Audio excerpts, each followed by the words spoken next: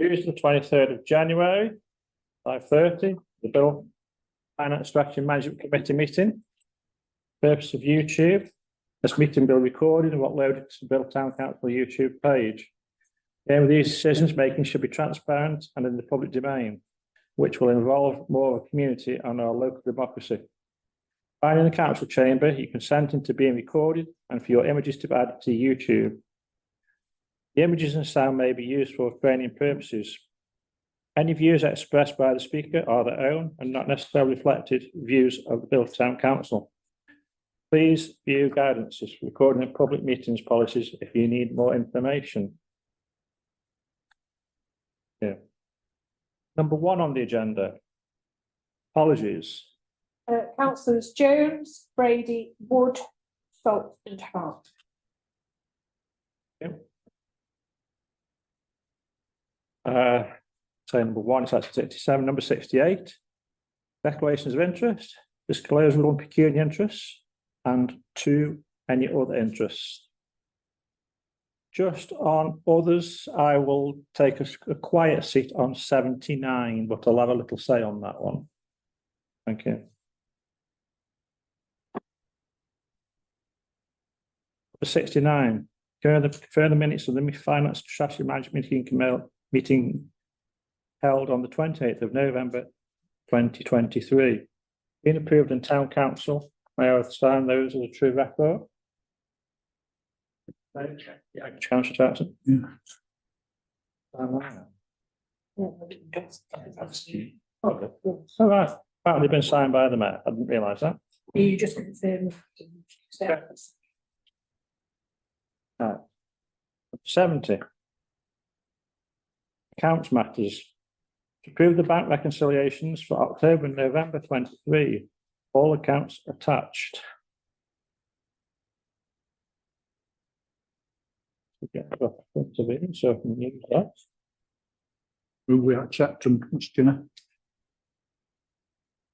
We'll just go through them quickly and then. So, 52. One minute. Uh, You're on reconciliation. Sorry. Sorry. I'm sorry. If you want to glance through those, if there are any comments, a little comment you'd like to make really is if you look on page of bank reconciliations at 30/11/2023, you'll see it'll say how big is Biddulph Town Council. Last year, you'll see how much we dealt with. On YouTube, I won't announce the figures, but you can see for yourself how much we turned over. Quite an amazing amount of money. Keep me busy. I do. It's just one for thank you, Liz, and everybody else who's involved in putting these figures together. But it's quite an eye opener, isn't it, that one really? Councillor Hawley. You can say we're going to move that we accept them. Second that. Seconded. Thank you very much. Agreed. All in agreements? Thank you very much. So is that what we're actually going to put away?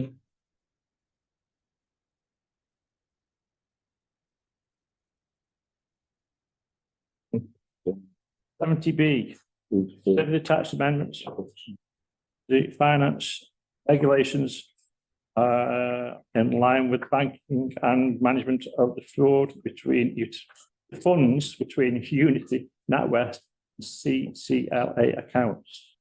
If that's not a slip. This on that one, if you're going to bring Sarah in on number 12, please. Yeah, it's fine. So, it's as with any other policy, with any amendments are in red. So the main amendments to financial regulation start at 5.12. And what I've tried to seek for advice from the internal auditor on this, but hasn't just got back to me with something that we can use as an alternative document. But for now, what I wanted to do was to just make it very clear how we would manage the finances between CCLA, which is essentially where we have our investments, NatWest, which is where we have a branch, And then Unity, which is the account where we'll do our online bank. So I don't know whether you want me to kind of run through each of these points in red, or whether you are happy with what you've seen.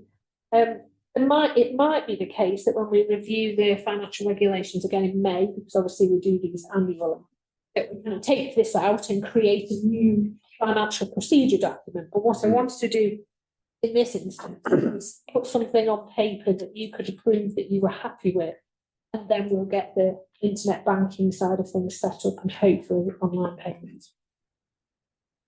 I'm sorry, don't say anything. Yeah, Councillor Holder. CCLA. Charities, local authority. It's an that's right, that order, isn't it? Yeah. Sounds about right. That sounds like it. It's where we've got our investments. So the idea of the umbrella of CCLA is that they invest in quite a number of different banks, which then protects the larger sum that you put in. So you're only protected, I think it's like £85,000. Well, our savings, as it were, are with CCLA, who then kind of manage those on our behalf, and we get a better interest rate than we would if they were sat in the bank. But are they still a private investment group? Name church in it, but Vote in it as well. Yeah, essentially it's what our sector invests in. I can send you some kind of funds information if you're just curious. It's really interesting to have a look at kind of who they invest in, Right. that kind of thing. So perhaps I'll send some more So, details around. so tobacco oil and the usual. No, it's mostly other banks in other countries as well, but it's very low risk, which is what we have here. As part of it. Good. Thank you, Councillor Horwin. Yeah, I'd actually question on one bit. It hasn't got any red bits on, and that's on Right. payment of salaries, number 7. Do we need to actually consider that the salaries are going to be paid by BACS and online banking? And effectively, should we have something in there to cover that? Yeah, I think it says somewhere that I can send you the estimated figures that you advance.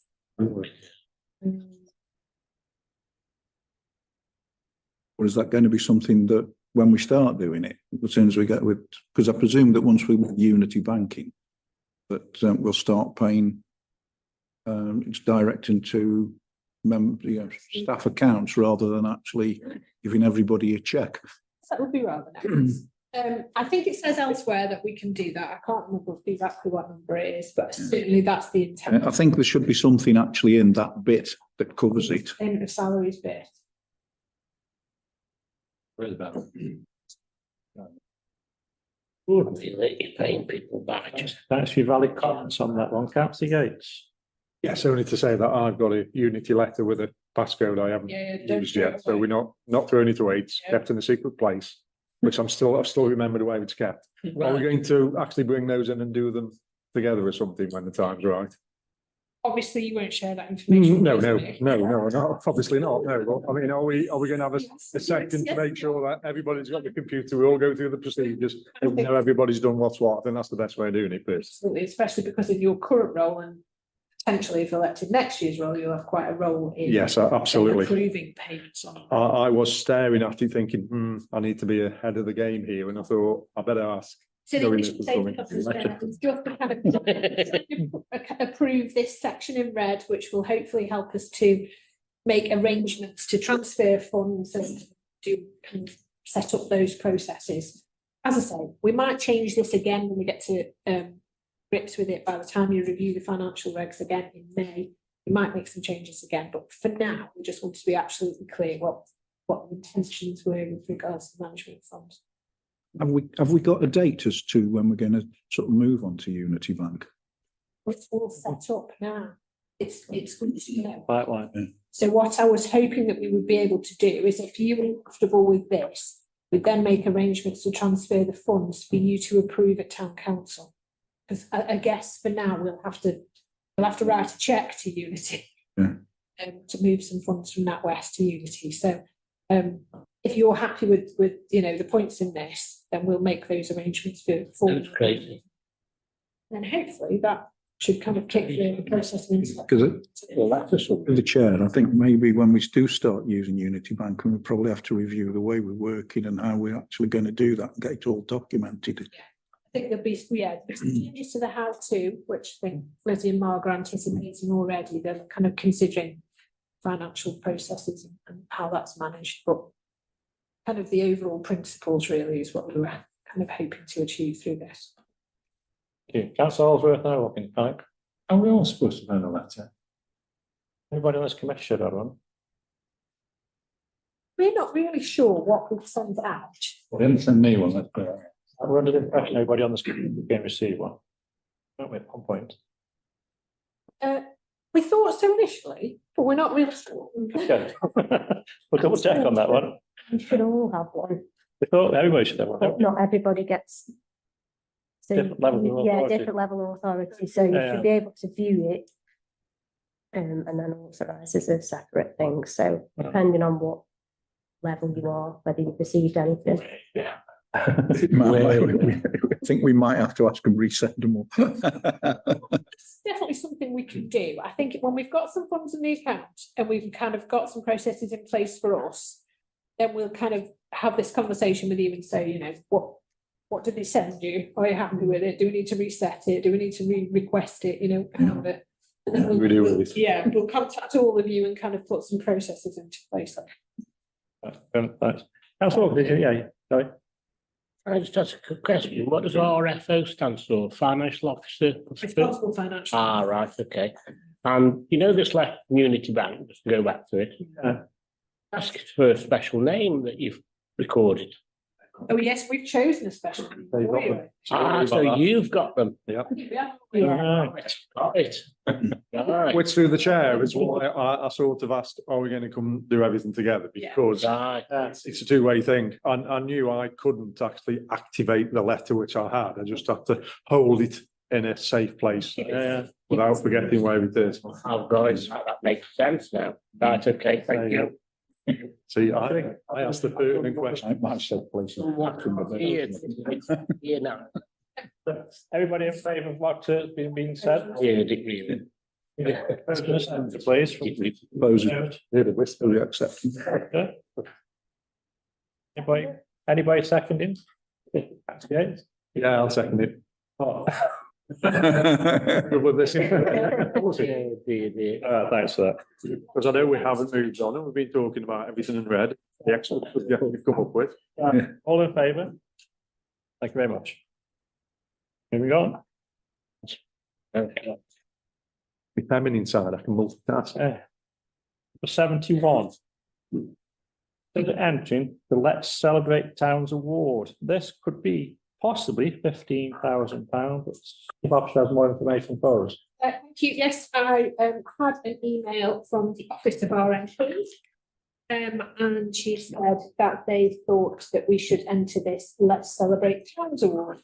So it's run by Visa, supported by the British Retail Consortium. And essentially it is exactly as the title says, it celebrates the hundreds of towns across the UK that are helping businesses and communities to thrive. It's a really straightforward form on the face of it.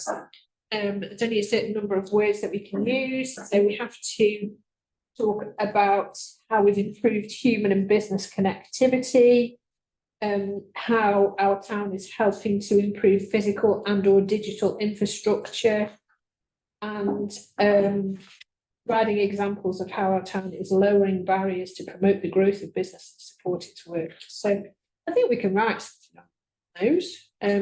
This is within the kind of category of infrastructure.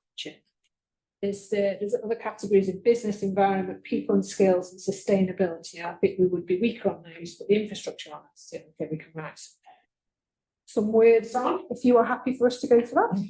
You've been asked to go forward, Councillor Yates. Just for the clarification, the £15,000 would be coming in, not for us to apply for. Yeah, no, coming in one. Yeah. And do we get something to put on the bottom of the bill?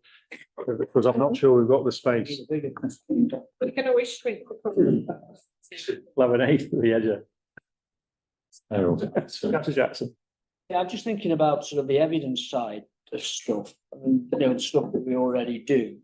But sort of on the business side, perhaps we're a little bit weak because we're constrained with, you know, it's SMDC and got the believers on business sort of stuff. But we do sort of link in with sort of the tourism stuff.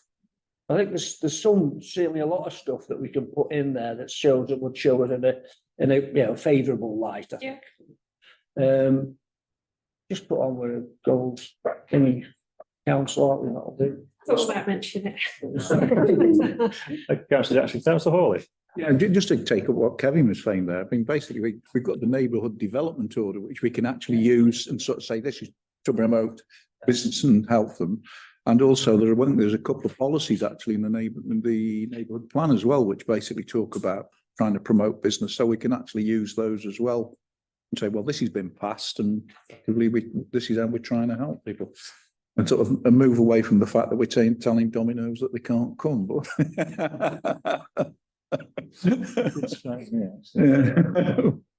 It sounds like it's the way to go. No proposal in a second for that, please. Any proposal that we go forward, Councillor Jackson? Yeah, go for it, yeah. Secondly, Councillor Yates, all in favour? Anything Very much.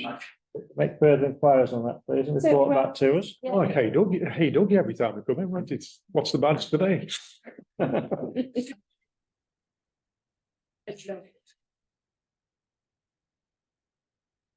Right, going through the policies, and there's some haven't got 72. Yeah, keep ahead. also marked off too soon, sorry. We're into the details, the county council funding received 23-24. I've tried to put various different quotes and bits of information on this document. I've got one of those available. when Just you come out came in. tonight, that one, eh? Yeah. With loads of things. Just one that. Stop it, that's tonight, the scanners. Yeah. What's that? Man, That one, yeah. that one, everybody. Yes. That one. Thank you very much. Very straightforward, item 72 on there then, so we have received 72, yes, item 72, yeah. for from their climate action funds and their community funds, and that's the breakdown of those. So we've had confirmation of their climate stuff recently, so it felt like an appropriate time to kind of report back on that. I often kind of try to do this on agendas when we've had some income, spend a lot of time scrutinising payments. It's nice that we've got some money coming in as well.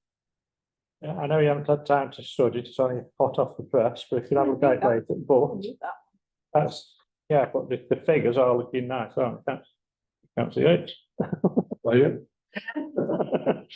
And the other councillors on there, Councillor Thunder.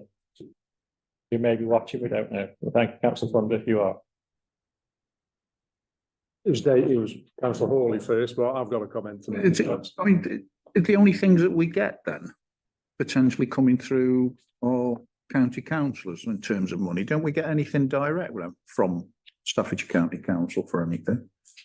I mean, considering basically Biddulph Bloom does all their work for them in terms of keeping roundabouts and things sorted and this, that and everything else. And so when it comes down to it, we don't actually get any money direct from the county council other than what our county councillors get. It seems a bit. The only other income we get is for rent and service charge payments for Hugh. Yeah, but that potentially though, that's basically they're renting a room. Yeah. But they don't sort of grant us any other money or anything like that. Which is a bit. I won't do that. Cabanas. We have to claim everything, don't we, if we do? Direct payments. For any clarification on that, individual organisations hypothetically like Biddulph Bloom can apply separately. It wouldn't be, but that would be paid directly to Biddulph Bloom. Yeah. To just think it's paid directly to the council. Now, there's a couple of things which always strike me, especially on the Climate Change Action Fund, is how many county councillors actually don't spend their money. Yeah. So there's always a pot at the end, and then then what happens is the Staffordshire Sustainability Board look at what's left and see what they can do holistically to help the whole county. So to, accounting history. So You know, so like, you know, running training courses, things like that, awareness courses, stuff like that, running initiatives which can go around, tour around the towns, and we're hoping to get one of those to tour around Biddle next year, which is going to be a pop-up eco house, you know, to demonstrate that the energy fairs and things which can be quite interesting. But it's surprising how many just don't on proactive, to be honest. That's another point. The other thing which I want to raise is DHP. I get £7,500, which is divisional for the divisional highways programme. It doesn't buy anything at £7,500. It barely buys a traffic order. You know, for example, at this moment in time, I'm having, and it'll come before council when I get the quotation, and then, you know, collectively we'll have a discussion about it, because I want to be a collective decision. But you've been going on to it for a while. Councillor Holsworth's been on to it for a while, and that is to improve the junction. There's a lot of improvements required on Station Road, I accept that, but just to improve the junction of Halls Road and Station Road, I think will be more than my DHP because of the cost of the traffic order, which runs into thousands of pounds. Never mind providing electricity to a post and light and redoing the signage and things. So we might not be able to go ahead because the 7,500 doesn't cover it. Now, potentially, I could then sort of act a little bit more savvy with that and give up on highways projects, because a project, it's not big enough to afford a project, and actually support the lensman with part of that to actually clean gullies, to potentially do, you know, work on fences, potentially do work on parks and stuff associated with highways, but not directly highways. When that first came out, it was a lot higher than that, wasn't it? And inflation was less, and you can actually afford to do a project. The only thing you can afford to do is a couple of traffic speed surveys, and that's it. Which, to be honest, no action's ever taken from them anyway. So they never quite come through as what you expect. You know, We shall all share your frustrations. but it's not just frustrations. It's, is there a better use for that money? Because, you know, we can do things with it. Got the work, but not the money to do the work. That's Jackson.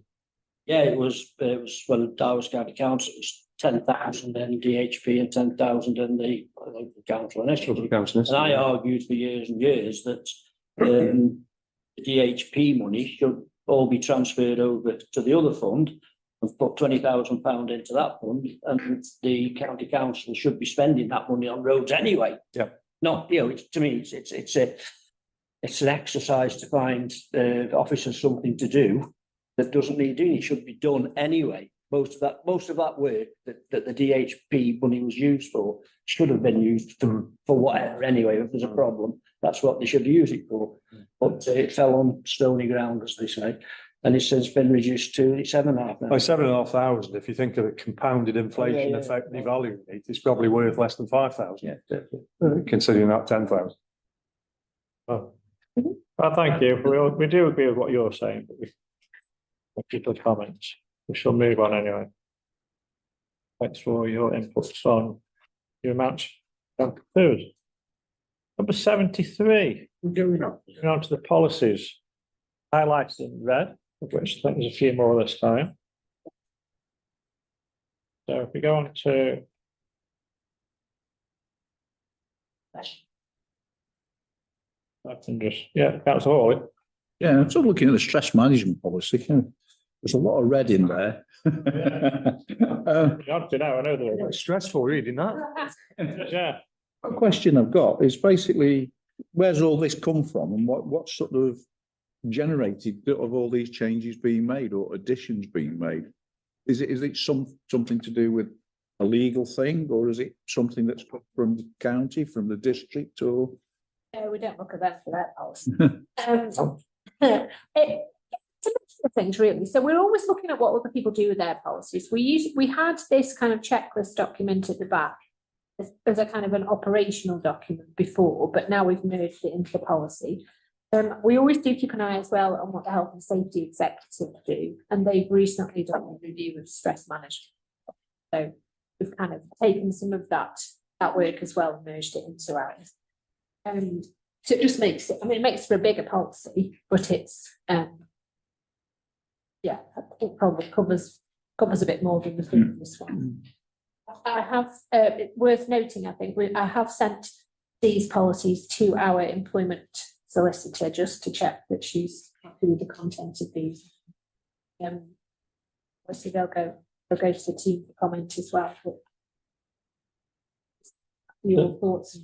And I mean, through the chair, I don't have any problem with what was in. No, it says- It's sort of seen so much and I just wondered where it came from, you know? Yeah. Right. Pick up the times, isn't it, basically? Mm. So, is everybody okay? Have we had any feedback from our employment solicitor, Sarah? No, she's working on it, I think. Okay. She's, Is that the same for the others as well? Yeah. Okay, so I'll ask the question again. Everybody all in favour of the stress management policy? All in favour? Yep. Moving on to 73B, balance and work policy. Rep, please, Michelle.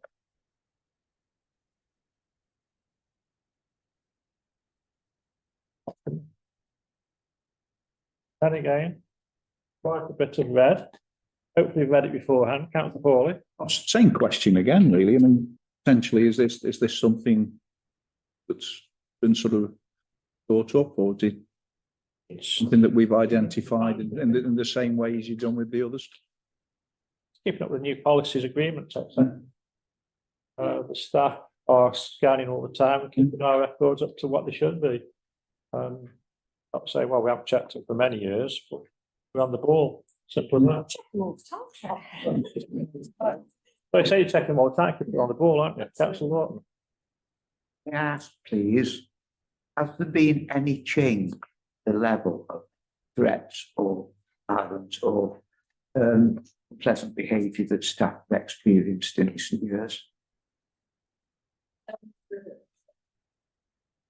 I would to talk to them directly about that. I think from my perspective, rerunning the reception service, we certainly notice there are people with quite challenging behaviour that do come in the reception.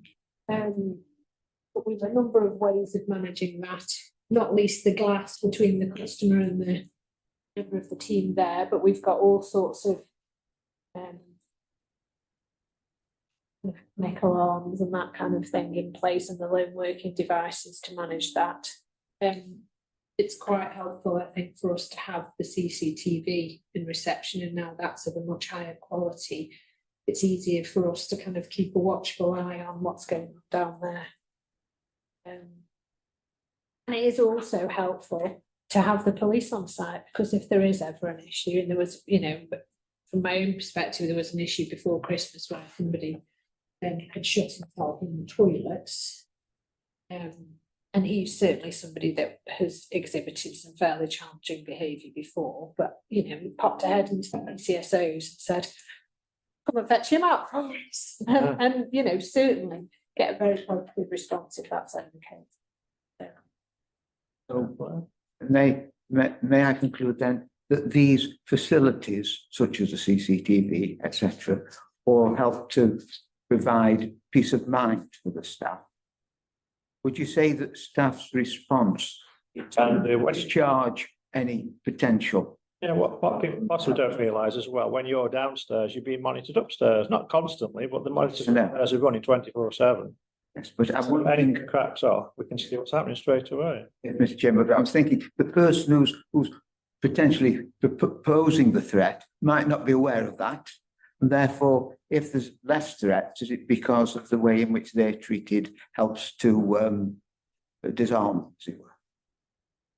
I suppose so. I mean, we've set ourselves up through the work that we've all done collectively since we took this building on as being a building where you can come and receive help.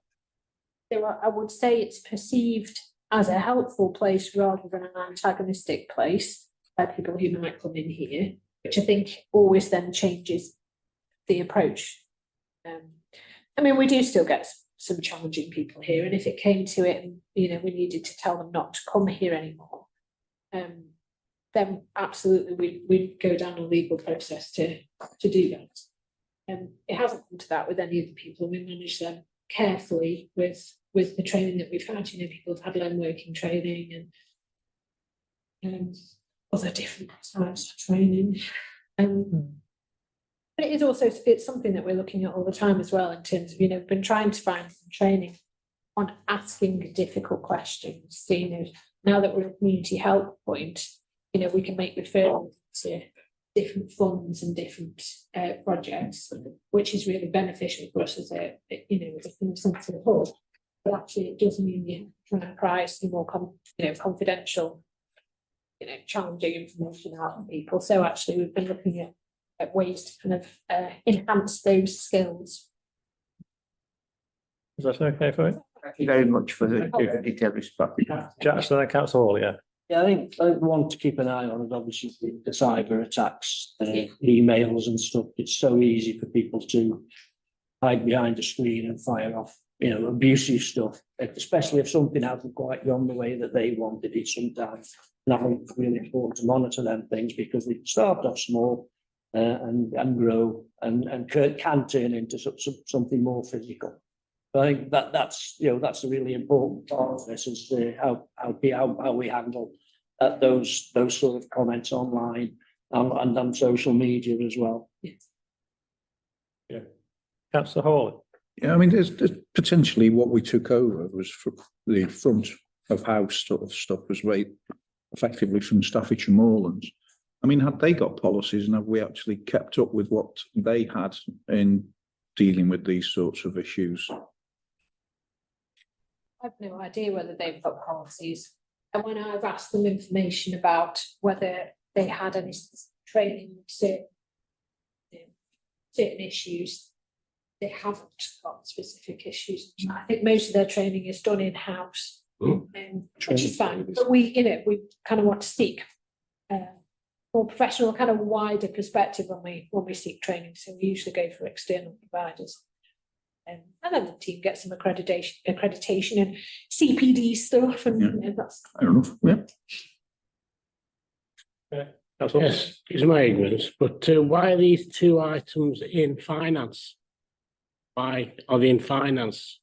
Because it's wider than Policy. finance, the committee, finance strategy and management. So it's Strategy mill, right? Okay. What was the running of the council in the fact?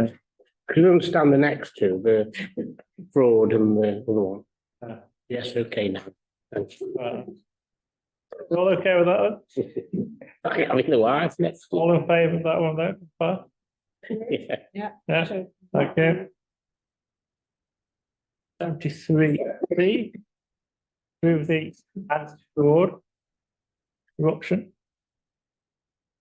Yet again, more reds. Quite so many, I think, on this one. well, we'll change bits to that. Still a fair bit, what's prior to that? Anybody want to go through that? Hopefully you've read it before then. It's obviously a big file otherwise. I mean, again, I'm going to ask the same, right through the chair, the same question. Potentially, we've got added things in here. Are these things that you've actually thought of since the last time we had this policy, or are these things that have actually been sort of forced on us? It's really forced on us, if I may, Chair, because the policy is fit for purpose already, but we've kind of enhanced it with new thinking and new definitions. Yeah. Like I said before, we're always looking to see what other people have done. So, and whether we like bits of their policy, whether it's done for our work, just to make it stronger possible. That's probably asked the same question all of them, because when you get a lot of red comes up, you sort of think.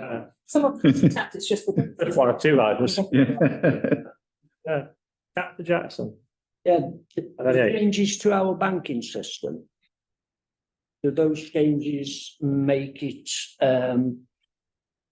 more difficult for bribery and corruption and dishonesty to take place than it did before, or has it made it, or possibly made it more open to those kind of activity?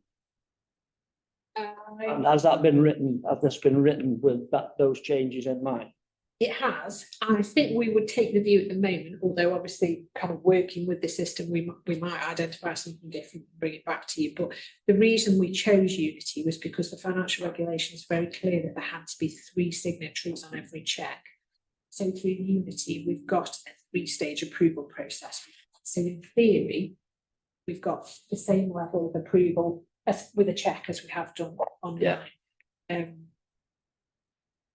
I think we'll just have to get on with it really as to whether we think that works. But But as I say, on the face of it, you know, a check needs 3 signatories, the online 3 levels for approval, so it should be comparable in terms of kind of protecting our interests.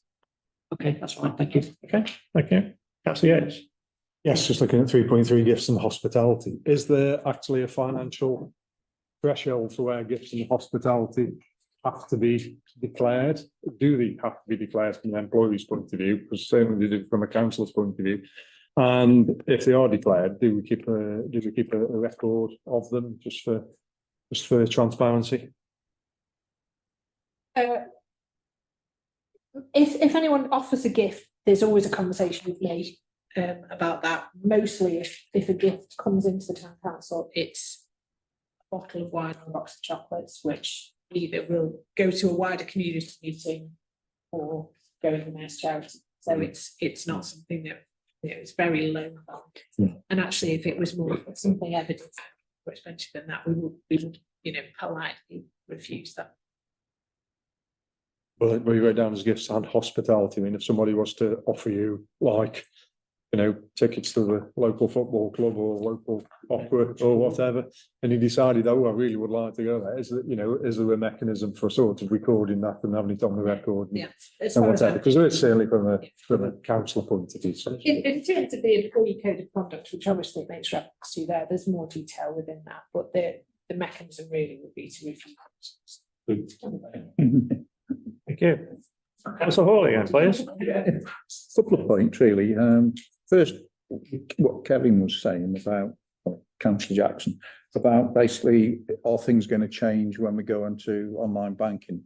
I think this is where we're going to have to look at the processes that we've got. And I think Self and Neil, as monitoring councils, will have to have a look at those processes to make sure we're looking the strongest way of making sure there isn't any way anybody can fiddle the books. So we potentially we'll have to, and we'll sort of look at the processes that we come up with and how we deal with that. And the other one is just a question in terms of the gifts and hospitality that Nigel just raised, is that do all these things apply to councillors as well as employees? Because potentially we get the same thing. Well, there's information in both of our code of conduct. So obviously there's an employee code of conduct and a councillor code of conduct. There's a section, a more detailed section in both of those documents about that. It's referenced here just to kind of cover it off, but there's more detail in both of those policies. Okay, thank you. I should be sort of big raft. Okay, any more questions on that before we go? Just for any qualification, I'm pretty sure there's a district council and there's a county council. Any gifts or hospitality over the value of £25 has to be declared, and it has to be put on your members' interest. It's the same. We have to put stuff if we've had any on our interests as well, don't we? So I can imagine that would happen the same. Yeah. Okay. So, all everything clear now, and everybody all in favour of that? Just one other. Quickly. Mayors obviously receive gifts to go into raffles and things, which are sort of, you know, with the intention of going into raffles. Does that apply for gifts and hospitality to declare? It's not personal. It's not personal to you, is it? No. I'm just clarifying, you know, and I didn't think it was, but it just obviously may be pertinent from moment to Personal gift is the charity gift. Yeah, there's all sorts of further reading you can do on this. So obviously you know that there's a councillor's handbook, there's a mayor's handbook, there's employee and councillor code of conduct. So it's quite a kind of documents where there's a bit more clarification. Or it's always the case, if in doubt, if someone comes to you and wants to offer you something, then we're just going to pick the phone up and either I'll provide you with some guidance if it's a town council issue, or I'm sure Mark Triller would do at the district. All clear on that? All in favour? Yeah. So, 3D, we provide data protection, GDPR detention policy. Then again, the reds mainly, but all obviously. Any comments? Councillor Jackson? Quick one, why has Margaret been stricken out like, thrown out like, you know, or something like that. Thinking that myself, but I didn't dare ask. It's Mark who's repackaged, isn't he? So I'm not sure why she's taken her own name. She's not taking credit for it. So it should not be in vain. I don't know if they do with me. I mean, the GDPR one, I think, you know, mostly it's about management of CCTV, which we've done through additional. Because obviously we've expanded our knowledge and expanded our GDPR, our CCTV provisions there. We've taken some additional.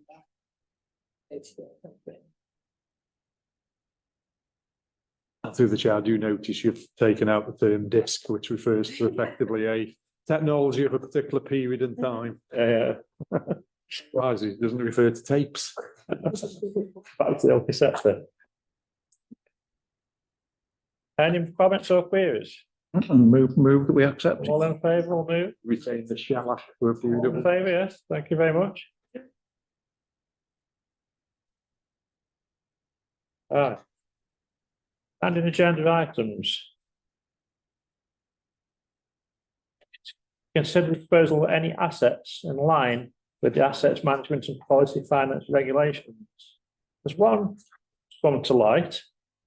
You know, the soft chairs in the town hall that are used for functions. Well, 365 of them have been inspected and 35 have failed the test. 65. Yeah, well, that's all the chairs. That's all the chairs. 365 chairs have been inspected, but 35 of the soft ones have been rejected. They've been tried to be repaired by the caretakers, wood glue, etc.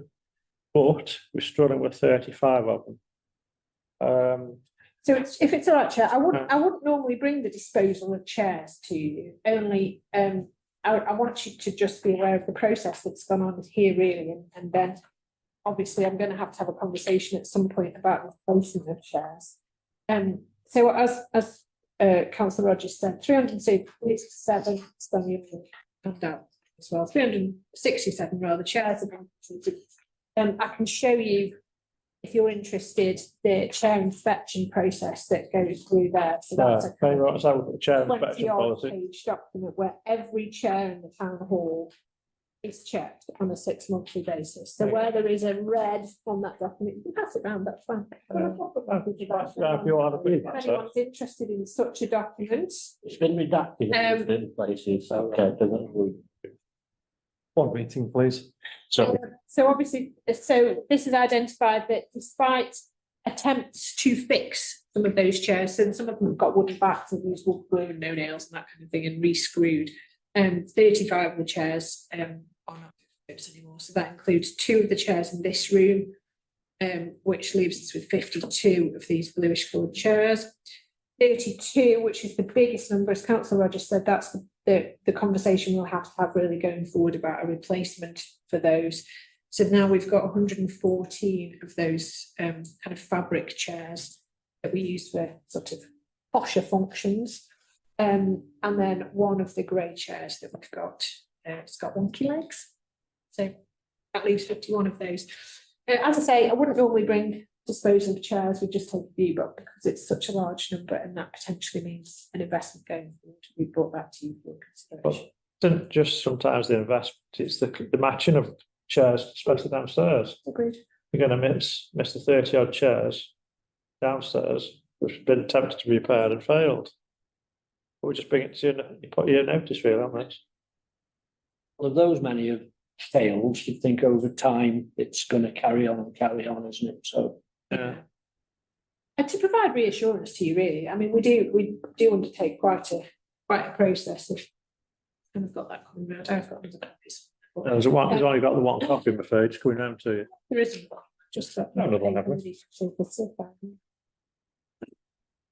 do you want to get rid? Yes, get rid, please, Yes. if that's all right. Yeah. Be reassured that we continue to check check the chairs. We'll look for a suitable replacement. I'm happy enough with that. Okay. In a second. Let's have a quick glance. I'm just amazed at every chair. Yeah. Okay, I propose in a second that we carry on with this. Yep. Propose, Councillor Yates, secondly Councillor Lawton, all in favour? Thank you very much. See, 74B. Currently approved suppliers as part of the procurement policy. Officer, please. Yeah, so on your handout there, you've got 4 drivers who have sent the relevant documents in line with the Just now. approved suppliers policy. Approved So suppliers they policy, met, isn't the requirements that we've set out in that as regards levels of insurance, method statements, health and safety policies and the like. So we just after your approval to add them to the approved drivers. I mean, just give you a minute. These say off the press tonight, so give you a minute to look at those. Then, all in favour of accepting these suppliers? You need a proposal. Just opposed, or you've got a question on proposing? Oh, well, you said you're all in favour. That's after I put my hand up and said, yeah. Well, maybe- Maybe that's a proposal. Yeah. Opposed and seconded, then Kathy, Yeah. what in the HF? This definitive list that we've got of prescribed suppliers, that's Yeah. approved. I'm just wondering with one of the things coming out, the report that Jill did with this traders, that could be a potential in using our prescribed list to perhaps drop them a line, say, when that's all approved, if it is, that could be a way of sort of starting that process off a little bit. We'll make sure, I think that's absolutely what to do. So if they've undergone the various different kind of levels of scrutiny that we've put into place already, certainly that's a good conversation to have. I know, through the chair, I noticed the That's good. first one is a specialist on water fountain. Well, I'm sure. That was that second one. That was the report that they did. Yeah. Yeah. So in favour to accept these suppliers, yes. Opposed and seconded, all in favour? Thank you very much. At this point, we go into confidential items. I'm afraid YouTube, thank you for watching, but we lose you at this point. Thank you very much.